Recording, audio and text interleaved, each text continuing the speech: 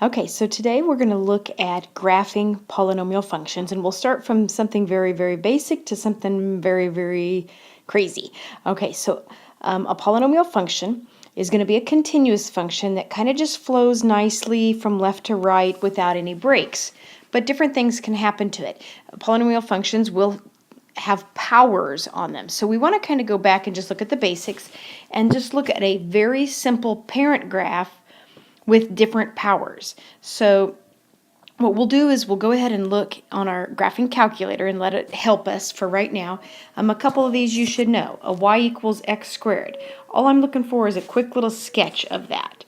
And so you should know that that's going to be a parabola. Okay? A y equals x cubed just has a little wave thing going. All right, so what we're going to do is we're going to go to our graphing calculator.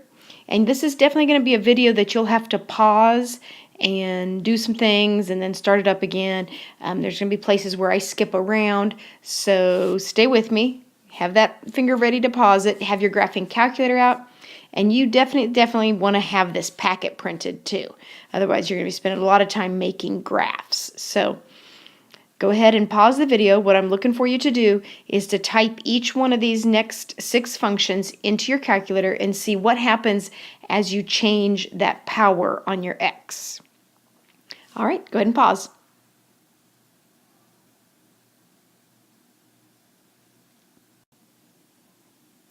Okay, so this time I went ahead and I did these. I won't always do this. Sometimes as I pause this, you're going to have to go do it, and I'm not going to go back over it. But here, what I've got, what I want you to notice is every time n is odd, it makes that little wave thing. Now, it gets a little bit more extreme as that power gets higher. You start to see the sides get much steeper. It kind of turns pretty flat looking in the middle as that gets very steep, or as that number gets very high.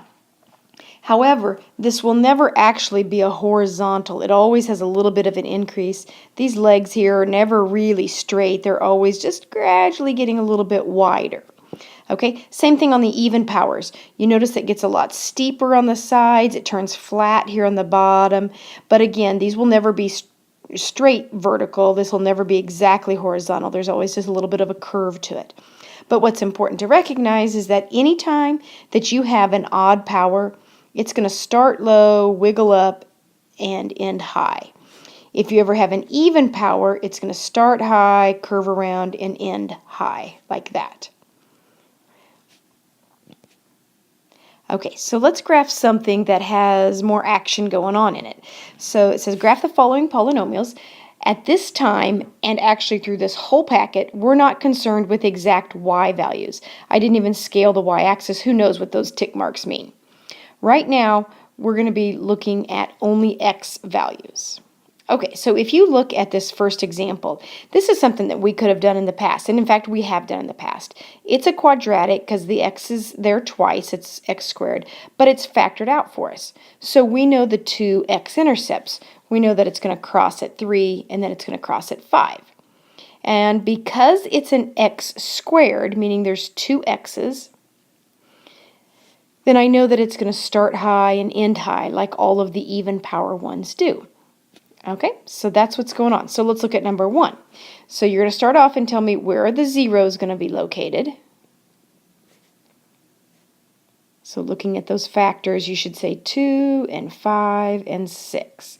So I know it's going to cross at 2 and 5 and 6. And then it behaves like a y equals x cubed because I have 3 x's listed there. So remember that an x cubed is the wavy thing. It starts low and it ends high. So here I go. I'm going to start low, come up, and I know it's going to have to cross at 2, and then it's going to come down. Now all the basic ones that you had kind of just had one little wiggle through it. But what's going to happen here is this is going to get a couple, like it's going to wiggle back and forth a little bit, and then it's going to come back and end high like cubics do. So let's try a few more of these. Let's see what happens as we add more and more x's. So the first thing I want you to know, or list, are where your zeros should be located, and then tell me what your end behavior is. It's going to behave like, in this case, if you count it up, you've got 3 zeros there. So it's going to behave like y equals x cubed. Your zeros are at -1, 2, and 4. What do you think this 1/2 is going to do to your graph? Hopefully you're thinking, oh, that's that A value, that's my vertical stretch. Or in this case, since it's a fraction, it's actually going to be a vertical shrink, and it's going to kind of smash my graph vertically. However, remember that we're not going to be paying attention to Y values on this, so I'm really, for what I'm doing right now, I'm going to ignore the 1/2. I recognize what it does, I'm just not going to do anything with it.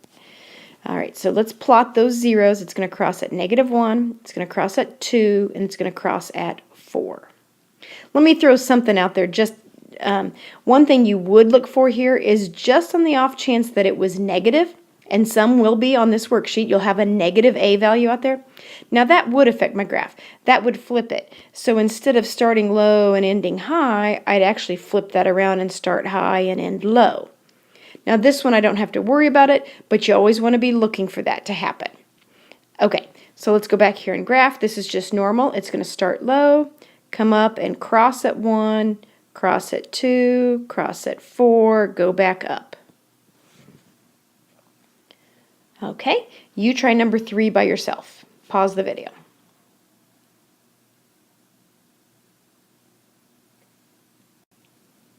Okay, as that power gets higher, it just gets a lot more wiggles in it. You're really not going to want to go to your calculator on these. We're done. I should have mentioned that earlier. We're done with the graphing calculator. These do not graph very nicely because the Y values tend to get so huge, your window is just a mess. And trying to find a good window takes forever. We're not dealing with Y values, so don't worry about it. You just get those intercepts and start making those waves in there. Okay, so let's add something to it. So what happens when we graph or when polynomials have zeros with multiplicity? Multiplicity, that's kind of a fun word to say, but what it means is that you have a zero there multiple times. So if we look at this, remember on the one that we graphed on our calculator, a y = x squared, it looks like this. Whereas a y = x cubed comes in through like this. Now both of these are parent graphs, and the only zero they would have is at 0. So here is my 0. Here is my 0. Okay, so we've also graphed these next ones. So if you'll look at this y = x to the 4th, remember that's an even power, so it's going to come down here and do this. Again, the only 0 it has is at 0. And to the 5th, pretty similar, still going to do this. Only 0 it has is right here. So what I want you to notice is that sometimes it's going to come down and bounce and come back up, like it did here. It bounced and came back up. Other times it's going to come up here and just cut through at that 0. So I guess then the question is, when does it bounce and when does it cut? So why don't you go ahead and fill that in. That'll be one of the things that I'm checking that you know. When do you see that it hits that 0 and bounces, and when does it cut through at that 0?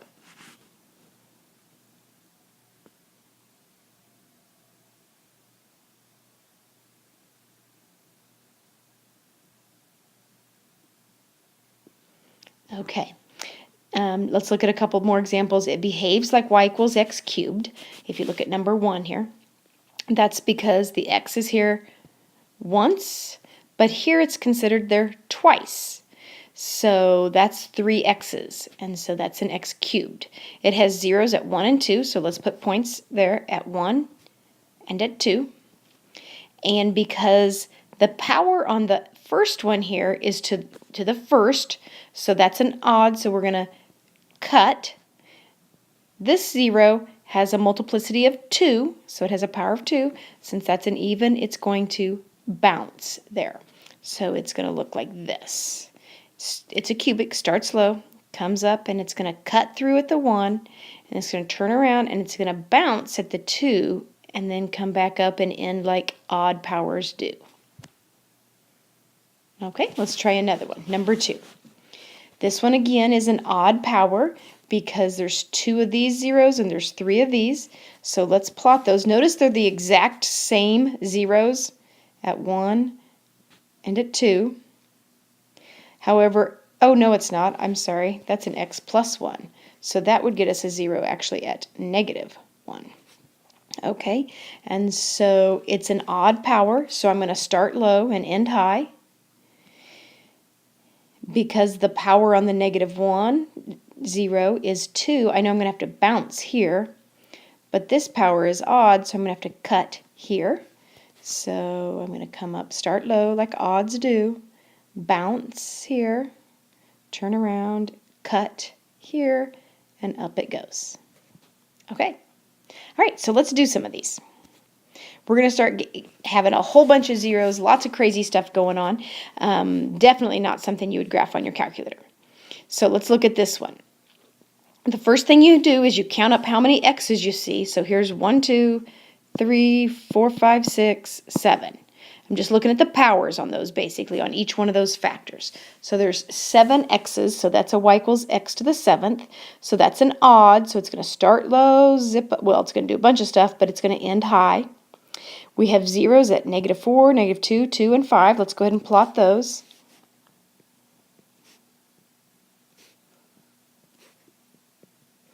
Okay, it's going to bounce at, and I go look for all my even powers, it looks like it's going to bounce at -4. That's the only one. Okay, and so here's what I tend to do. I tend to put a little b here, because as we start getting more and more of these, it's easier for me just to write it down here so that I don't have to keep looking back. Now, which one is this? Is this a bounce or is this a cut? I'm going to go ahead and just mark each one of them. The rest of them all have an odd power, so I know that they're all going to be cuts. So I'll put a little C on all of those. Okay, so now here we go. It's an odd power, so start low. Come up here, I'm going to bounce at this first one. Then I'm going to cut through the x-intercept, or the x-axis. Come through and cut again. Come through, cut again. And end high like I'm supposed to. All right, so one of the things I really like about these, well, they're kind of fun. That's really part of it. But the other thing is it's pretty easy to tell when you goofed up. Because you should know right here, because of this power, that I'm going to start low and end high. And if you goof up on any of your bouncing and cutting, you typically end wrong. And so somehow or the other you'd go through and do this, and then if you end up coming downward, it's like, wait a minute, I wasn't supposed to end down, so I must have goofed up. So you can troubleshoot pretty easily with these. Okay, so here's one more. And what we're going to do is we're going to look left. Okay, so now we're going to start adding this box over here. You have to fill in this box each time. So the end behavior, on this one they're telling me, but futuristically you'll have to do that. It's an x to the 10th. Let's see if I can figure that out. There's 2 of this one, 3 of this one, that's 5, 4 more, that's 9, and then 1 of this one, so that's 10. That's where we're getting x to the 10th. Now, here's some new notation. This is how we notate end behavior. We say and remember, since this one's an even power, it's going to start high, do a bunch of stuff, end high. That's how that's going to look. So, as x approaches infinity, here it is, x is going farther and farther to the right, my y also goes to infinity. As x approaches negative infinity, so the farther to the left I go, my y goes to infinity. Okay, so that's where this comes from. We say as x approaches infinity, and then you have to decide what the y will do.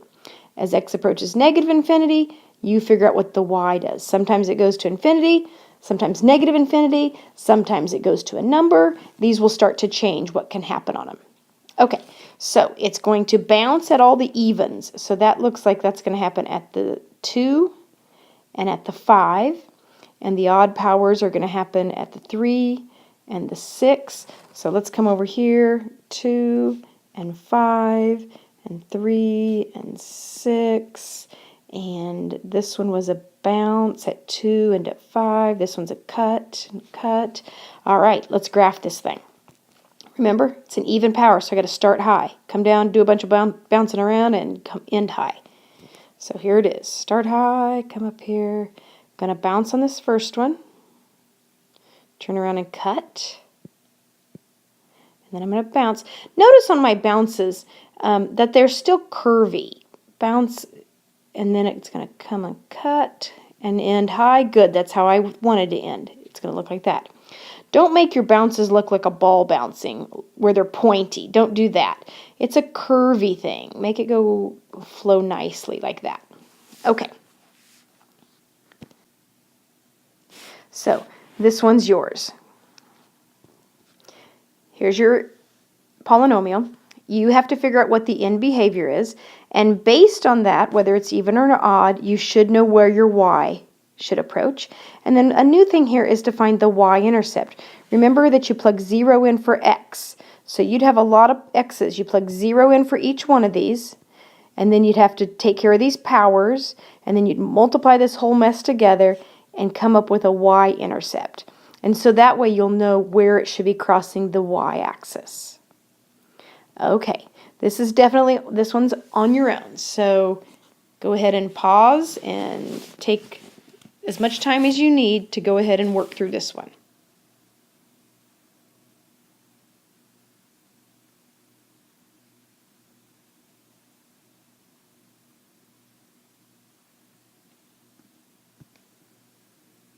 Okay, so this is what you should have. Let's run through this one real quick. Okay, so I added up all my x's. With their powers, you should have 10 of them there. Since that's an even power, I know it's going to kind of look like a parabola, so my y is going to head to infinity on both ends. When I plugged 0 in for x, I got all these numbers across here, because I had to, remember, still do that power on it. Plus I had this 7 out in front, which, again, I'm kind of ignoring as I'm graphing it, but if I want a y-intercept, that's going to affect my y-intercept. This is what I got. Did you get that huge number? Okay, so you can see, who knows what this is scaled by, but it's supposed to be crossing at 12 million, so it's definitely not something from my calculator. All right, and then I've got my bounces and cuts in there, and an even power, start high, do your business, end high. Okay, so it's time for you to start doing some of these on your own. Practice. I'm going to jump ahead. Okay, on number 7 here, I'm not going to do this one. I'm just going to talk about it a little bit. The thing I wanted you to be sure to catch, a couple things. Did you see that there's a negative in front? So that means it should be an upside down one. So when I count up my x's, there's 1, 2, 3, 4, 5, 9, 14. It's an even. So typically an even would start high, do a bunch of stuff, end high. But since it has a negative, it's going to be upside down. So your graph actually should have started low, done a bunch of stuff, and ended low. So you might need to fix that if you didn't catch that. The other thing that gets thrown in here, and sometimes it's in the front and sometimes it's not, it's this one right here. This has a 0 at 0. If there's just an x there, then you're going to put a point right here at 0, and in this case it would cut because of the odd power. Okay, so make sure you did okay on that one, and keep going until you get to this spot where it says presence of terms like x squared plus 1. Now you want to be pretty good at this before you jump into this part. So definitely pause the video and do all the problems until you get to here. And make sure your whole packet should be filled in by the time you get to this one. So pause the video for now.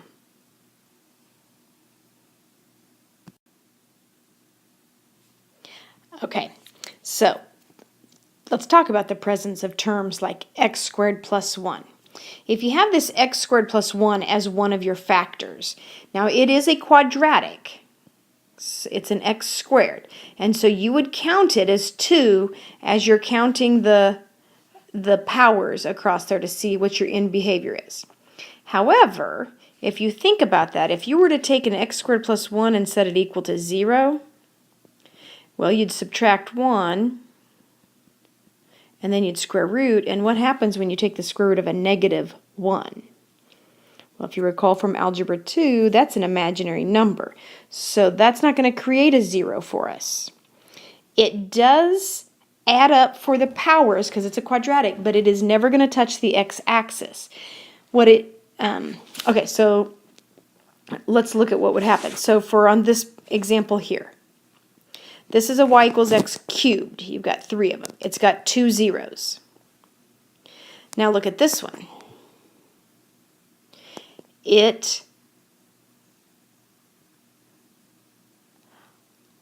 Okay, I think I goofed on this because I really wanted this to look identical to this one. And the only thing I was going to do was throw this in it, but I have different zeros for some reason. But notice that it's 1 here and then it's 2 here. They are in different places, but this all of a sudden jacks it up to a y equals x to the 5th. Okay, it's still an odd, so it's still going to start low and end high. It's going to cross, it's going to cut and bounce. But what this does, it doesn't touch, but it does create a little dip in your graph. I kind of like to call it a little dip-de-doo. All right, so for instance, if I were to graph this one right here, it would cross at 5, and that would be a cut. It would cross at -3, and that would be a bounce. And the x squared plus 1 is just going to create a dip somewhere. So here's how I graph this. It's an odd power. I'm going to start low, I'm going to come up here, I'm going to bounce, I'm going to come down here, and just out of the blue, doesn't matter where you put it, I don't care, but I put a little extra little dip in there. And that's how I know, oh, it's got that extra little factor in there that isn't creating an x-intercept. And then let it go on up. Okay, that way I can tell that you recognize, hey, there's an extra factor, so because you got this little extra dip in your graph. I don't care where you put it, doesn't matter. Well, it kind of matters. It kind of matters where it's at. If you were to graph it on your calculator, it would happen in a specific spot. But remember, we're kind of just getting the gist of this. We're not getting an exact graph by any means. So if you just throw it in there, I can tell that you know what's going on. Okay, so let's look at one more example of these before you finish out your packet. All right, so on this one, we got a y equals x plus 4. So that's going to happen at -4. It's to the 3rd, so it's a cut. It's going to cross at 1, and that's to the 1st, so that's a cut. And then I have this x squared plus 4. Anytime you have your x squared on the inside, I guess I should clarify what that means. Up here it was an x squared plus 1. But it could be an x squared plus 4 or an x squared plus 4x plus 4.